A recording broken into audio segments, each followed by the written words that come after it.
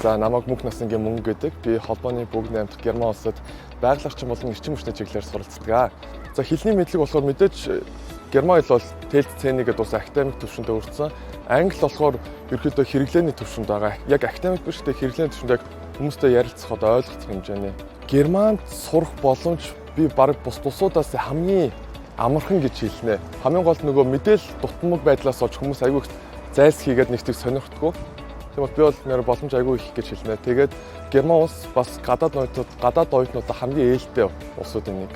За өнөөдөр ахлах ангийнхандаа өгсөн миний зөвлөгөө болохоор нэгдүгээр мэдээж тэтгэлэг авах хэрэгтэй. Тэтгэлэг авахдаа яг хаанаас синээс авах дээр маш их анхааралтай байгаарай. Хоёрдугаарт хэлний оноо маш чухал.